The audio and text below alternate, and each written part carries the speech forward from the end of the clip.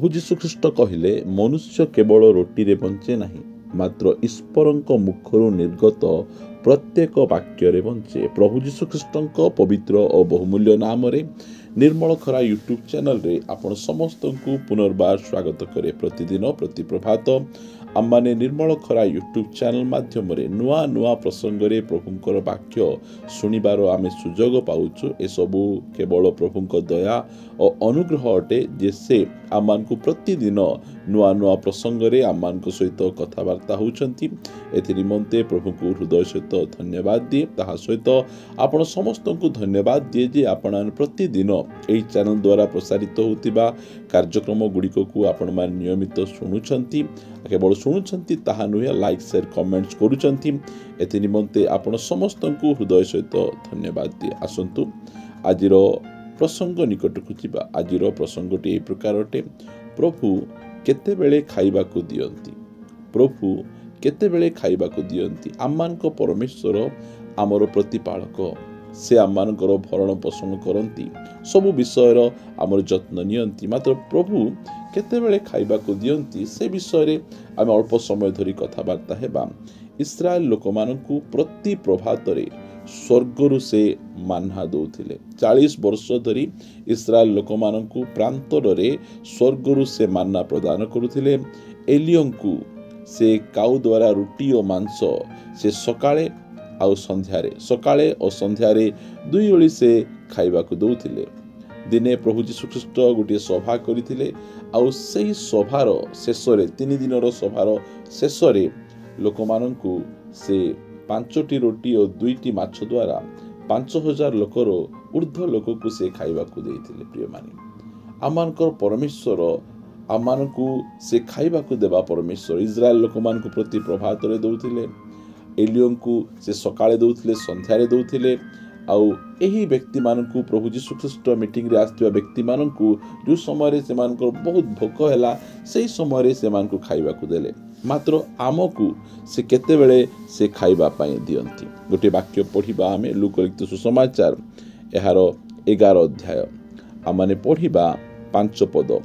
ଆଉ ସେ ସେମାନଙ୍କୁ କହିଲେ, ତୁମ୍ଭମାନଙ୍କର କାହାରି ଏପରି ବନ୍ଧୁ ଅଛି କି ଯାହା ନିକଟକୁ ଅଧରାତିରେ ସେ ଯାଇ କହିବ, ହେ ବନ୍ଧୁ, ମୋତେ 3ଟି ରୋଟି ଉଦ୍ଧାର ଦିଅ। ପ୍ରିୟମାନେ, ଆମମାନଙ୍କ ପରମେଶ୍ୱର ଆମକୁ ସବୁ ସମୟରେ ସେ ଖାଇବାକୁ ଦିଅନ୍ତି। ଏଇଟା ମୁଁ କହିବା ପାଇଁ ଚାହେଁ।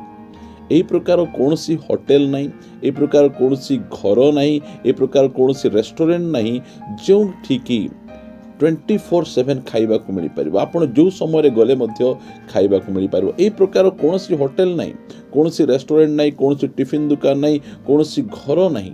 ମାତ୍ର ସ୍ୱର୍ଗର ପରମେଶ୍ୱର ସେ ଆମ୍ଭମାନଙ୍କୁ ଯେଉଁ ସମୟରେ ଗଲେ ମଧ୍ୟ ସେ ତାଙ୍କ ବାକ୍ୟରୁ ଆମମାନଙ୍କୁ ଖାଇବା ପାଇଁ ଦେବେ। ଏଠି ଲେଖାଯାଏ ଯେ ପ୍ରଭୁ ଯୀଶୁଖ୍ରୀଷ୍ଟ କହୁଛନ୍ତି ଯେ ତୁମମାନଙ୍କର ଏ ପ୍ରକାର କେଉଁ ବନ୍ଧୁ ଅଛନ୍ତି ଯାହା ନିକଟକୁ ଅଧରାତିରେ ଗଲେ ସେ ଉଦ୍ଧାର ଦେବ, ଖାଇବା ପାଇଁ ଦେବ। କେହି ବନ୍ଧୁ ନାହାନ୍ତି ପ୍ରିୟମାନେ। ଗୋଟିଏ ପରମେଶ୍ୱର ଅଛନ୍ତି, ସେ ସ୍ୱର୍ଗର ପରମେଶ୍ୱର, ସେ ପ୍ରଭୁ ଯୀଶୁଖ୍ରୀଷ୍ଟ। ସେ ଆମ୍ଭମାନଙ୍କୁ ଯେଉଁ ସମୟରେ ମଧ୍ୟ ଆମେ ଯଦି ତାଙ୍କ ନିକଟକୁ ଯିବା, ଆମେ ବାକ୍ୟ ଖୋଲିବା, ବାଇବଲ ଖୋଲିବା, ଆମେ ପଢ଼ିବା, ଆମେ ପରମେଶ୍ୱର ଆମକୁ ସେ ବାକ୍ୟ ରୂପୀ ଆହାର ସେ ପ୍ରଦାନ କରନ୍ତି। ଦୁଃଖର ବିଷୟ, ଆଜି ଅନେକ ଭାଇ ଭଉଣୀମାନଙ୍କ ପାଖରେ ପ୍ରଭୁଙ୍କର ବାକ୍ୟ ଖୋଲିବା ପାଇଁ ସମୟ ନାହିଁ, ପଢ଼ିବା ପାଇଁ ସମୟ ନାହିଁ। ସ୍ୱର୍ଗର ପରମେଶ୍ୱର ତାଙ୍କର ସେ ଆହାରକୁ, ଯେଉଁ ଆତ୍ମିକ ଆହାର, ଆମର ଆତ୍ମାର ଆହାର, ଯେଉଁ ଆହାର ଖାଇଲେ ଆମେ ବଳବାନ ହେବା, ଆମେ ମଜବୁତ ହେବା, ସେହି ଆହାରକୁ ଖାଇବା ପାଇଁ ଆଜିକାଲି ଲୋକମାନଙ୍କ ପାଖରେ ସମୟ ନାହିଁ। ଦିନ ଥିଲା ଆମମାନେ କେବଳ ସଣ୍ଡେ ଚର୍ଚ୍ଚକୁ ଗଲେ ସେହି ସ୍ଥାନରେ ଆମେ ଟିକେ ବାକ୍ୟ ପାଉଥିଲୁ। ମାତ୍ର ଆଜି ପରମେଶ୍ୱର ଆମ ସମସ୍ତଙ୍କ ନିକଟରେ ପ୍ରଭୁଙ୍କ ବାକ୍ୟ ବାଇବଲ ଦେଇଛନ୍ତି। ପ୍ରତି ଜଣ ଆମେ ହସ୍ତରେ ଆମେ ବାଇବଲ ଧରିଛୁ। ଆଉ ପରମେଶ୍ୱର ଆମକୁ 24/7 ସେ ଖାଇବା ପାଇଁ ଦେବା ପାଇଁ ପ୍ରସ୍ତୁତ ଅଛନ୍ତି। 24/7 ଆମ ସହିତ କଥାବାର୍ତ୍ତା ହେବା ପାଇଁ ପ୍ରସ୍ତୁତ ଅଛନ୍ତି। 24/7 ସେ ଆମମାନଙ୍କୁ ବାକ୍ୟକୁ ବୁଝାଇବା ପ୍ରସ୍ତୁତ ଅଛନ୍ତି। ସେହି ବ୍ୟକ୍ତି ଅଧରାତ୍ରିରେ ତାହାଙ୍କ ନିକଟକୁ ଗଲେ, ଆଉ ଅଧରାତ୍ରିରେ ଯେତେବେଳେ ତାହାଙ୍କ ନିକଟକୁ ଯାଇଛନ୍ତି ସେ ମନା କଲେ ନାହିଁ। ଅଧରାତ୍ରିରେ ମଧ୍ୟ ସେ ତାଙ୍କୁ ଖାଇବା ପାଇଁ ଦେଲେ। ପ୍ରିୟମାନେ, ଲେଖାଯାଉଛି କାରଣ ମୋହର ଜଣେ ବନ୍ଧୁ ପଥିକ ବନ୍ଧୁ ମୋ ନିକଟକୁ ଆସିଅଛନ୍ତି, ତାହାଙ୍କୁ ପରିବେଷଣ କରିବା ପାଇଁ ମୋ ପାଖରେ କିଛି ନାହିଁ। ଆଉ ସେ ଭିତରକୁ ଏପରି ଉତ୍ତର ଦେଲେ, ମୋତେ କଷ୍ଟ ଦିଅ ନାହିଁ, ଦ୍ୱାର ବନ୍ଦ ହେଲାଣି, ଆଉ ମୋର ପିଲାମାନେ ମୋ ସାଙ୍ଗରେ ଶୋଇଅଛନ୍ତି, ମୁଁ ଉଠି ତୁମ୍ଭକୁ ଦେଇପାରିବି ନାହିଁ।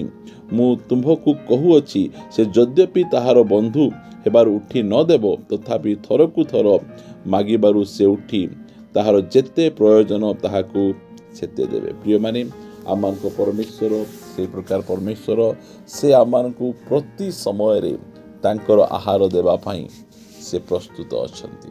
ଆଉ ସେହି ଆହାର ଆମମାନଙ୍କର ଆତ୍ମାର ଆହାର ଅଟେ। ଆମମାନେ ତାହା ଖାଇବା ଆଉ ବଳବାନ ହେବା, ମଜବୁତ ହେବା। ପ୍ରିୟମାନେ, ଏହି ପ୍ରକାର କୌଣସି ହୋଟେଲ ନାହିଁ, ଏ ପ୍ରକାର କୌଣସି ପ୍ରକାର ରେଷ୍ଟୁରାଣ୍ଟ ନାହିଁ, ଏ ପ୍ରକାର କୌଣସି ଘର ନାହିଁ ଯେଉଁ ଘରେ କି ଆମେ ଯେତେବେଳେ ଗଲେ ମଧ୍ୟ ସେ ଆମମାନଙ୍କୁ ଖାଇବାକୁ ଦେଇପାରିବେ। ମାତ୍ର ସ୍ୱର୍ଗର ପରମେଶ୍ୱର ସେ ଏହି ପ୍ରକାର ଆମମାନଙ୍କ ପାଇଁ ବନ୍ଦୋବସ୍ତ କରିଛନ୍ତି, ଯେଉଁ ସମୟରେ ମଧ୍ୟ ଆମେ ଯଦି ଯିବା ପ୍ରଭୁଙ୍କ ନିକଟକୁ, ସେ ତାଙ୍କର ସେ ଆହାର ଦେବେ, ତାଙ୍କର ସେହି ବାକ୍ୟ ଆମମାନଙ୍କୁ ପ୍ରଦାନ କରିବେ। ଆଜି ସମୟ ବାହାର କରନ୍ତୁ, ଆପଣ ପ୍ରଭୁଙ୍କ ବାକ୍ୟକୁ ପଢ଼ନ୍ତୁ। ପ୍ରଭୁ ଆଜି ଆପଣଙ୍କ ସହିତ କଥାବାର୍ତ୍ତା ହେବା ପାଇଁ ଚାହୁଁଛନ୍ତି।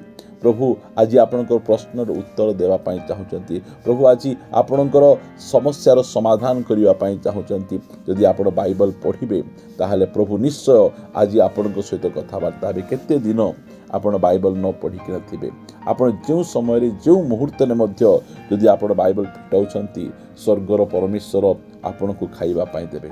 ଆପଣଙ୍କର ଆତ୍ମାର ଆହାର, ଆପଣଙ୍କର ସେହି ସ୍ୱର୍ଗର ମାନ୍ନା। ପ୍ରଭୁ ଯୀଶୁଖ୍ରୀଷ୍ଟ କହିଲେ ଯେ ସେମାନେ ଇସ୍ରାଏଲ ଲୋକମାନେ ପ୍ରାନ୍ତରରେ ମାନ୍ନା ଖାଇ ସେମାନେ ମୃତ୍ୟୁବରଣ କଲେ, ମାତ୍ର କେହି ଯେ ପ୍ରକାର ମୃତ୍ୟୁବରଣ ନ କରନ୍ତି, ଏଥିପାଇଁ ମୁଁ ସ୍ୱର୍ଗରୁ ଅବତୀର୍ଣ୍ଣ ସେହି ଆହାର ଅଟେ। ପ୍ରିୟମାନେ, ସେହି ଆହାର, ସେହି ବଳିଷ୍ଠ ଆହାର, ସେହି ଶକ୍ତିଶାଳୀ ଆହାର ସେ ଆମକୁ ଦେବା ପାଇଁ ଚାହାନ୍ତି। କେତେବେଳେ ଦିଅନ୍ତି?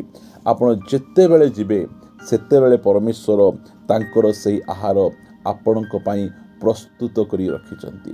ସେହି ସ୍ୱର୍ଗୀୟ ଆହାର, ସେ ସ୍ୱର୍ଗୀୟ ମାନ୍ନା ଆପଣଙ୍କ ନିମନ୍ତେ, ମୋ ନିମନ୍ତେ ପ୍ରସ୍ତୁତ ହୋଇ ରଖାଯାଇଛି। ପ୍ରିୟମାନେ, ସମୟ ବାହାର କରନ୍ତୁ। ଏଟଲିଷ୍ଟ ଦିନକୁ ଗୋଟେ ଅଧଘଣ୍ଟା ସମୟ ବାହାର କରନ୍ତୁ, ଗୋଟେ 15 ମିନିଟ୍ ସମୟ ବାହାର କରନ୍ତୁ, ପ୍ରଭୁଙ୍କ ବାକ୍ୟ ପଢ଼ନ୍ତୁ।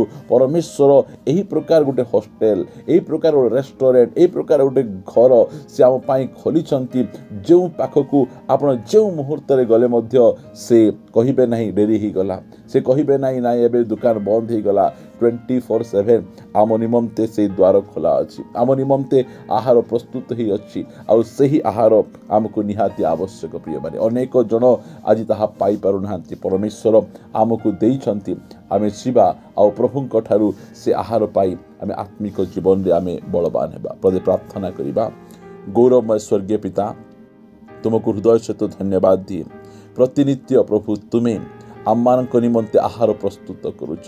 ଯେଉଁ ମୁହୂର୍ତ୍ତରେ ଗଲେ ମଧ୍ୟ ତୁମେ ଆମ ନିମନ୍ତେ ତୁମର ସେହି ସ୍ୱର୍ଗୀୟ ମାନ୍ନାକୁ ପ୍ରସ୍ତୁତ କରି ରଖିଛ। ଆମ ନିଜ ଭାଷାରେ ଅତି ଅଳ୍ପ ମୂଲ୍ୟରେ ତୁମେ ତାହା ଆମମାନଙ୍କ ହସ୍ତରେ ଦେଇଛ। ମାତ୍ର ପ୍ରଭୁ ଆମକୁ ପଢ଼ିବା ପାଇଁ ସମୟ ନାହିଁ। ଆଜି ମୁଁ ପ୍ରାର୍ଥନା କରେ, ଯେଉଁମାନେ ଅନେକ ଦିନ ହେଲା ବାଇବଲ ଛୁଇଁ ନାହାନ୍ତି, ବାଇବଲ ପଢ଼ି ନାହାନ୍ତି, ମୁଁ ପ୍ରାର୍ଥନା କରେ ସେମାନେ ବାଇବଲ ପଢ଼ନ୍ତୁ, ପ୍ରଭୁଙ୍କ ନିକଟକୁ ଆସନ୍ତୁ। ଆଉ ପ୍ରଭୁ ତୁମେ ସେମାନଙ୍କୁ ଆହାର ଦିଅ, ଖାଇବା ପାଇଁ ଦିଅ। ସେମାନେ ଅନେକ ଦିନ ହେଲା ଭୋକରେ ଛଟପଟ ହେଇଛନ୍ତି, ସେମାନେ ଉପବାସରେ ଅଛନ୍ତି। ବାକ୍ୟର ତୁମେ ସେମାନଙ୍କୁ ପରିତୃପ୍ତ କର, ବଳବାନ କର, ଯେ ପ୍ରକାର ସେମାନେ ପଡ଼ି ନ ଯାଆନ୍ତି, ଦୁର୍ବଳ ନ ହେଇଯାଆନ୍ତି, ସେମାନଙ୍କ ହଂସା ନ ଉଡ଼ିଯାଏ, ସେଥି ନିମନ୍ତେ ପ୍ରାର୍ଥନା କରୁଛି। ଦୟାକରି ତୁମେ ସେମାନଙ୍କର ତୁମେ ଯତ୍ନ ନିଅ। ପ୍ରଭୁ ପ୍ରାର୍ଥନା ଶୁଣିଛ, ଧନ୍ୟବାଦ ଦେଇ ପ୍ରାର୍ଥନା ପ୍ରିୟ ପ୍ରଭୁ ଯୀଶୁଙ୍କ ନାମରେ ମାଗୁଅଛି, ଆମେନ୍ ଆମେନ୍। ପ୍ରେଜ୍ ଦ ଲର୍ଡ। ପ୍ରଭୁ ଆମ ସମସ୍ତଙ୍କୁ ପ୍ରଚୁର ଭାବେ ଆଶୀର୍ବାଦ କରନ୍ତୁ। ପ୍ରଭୁ ଯଦି ଅନୁଗ୍ରହ କରନ୍ତି, ଆସନ୍ତା ଦିନମାନଙ୍କରେ ପୁନର୍ବାର ଆମମାନେ ଆଉ ଗୋଟେ ନୂଆ ପ୍ରସଙ୍ଗରେ ପରସ୍ପର ସହିତ ଆମେ ସାକ୍ଷାତ କରିବା। ରହିବା। ନମସ୍କାର। Praise the Lord. God bless you.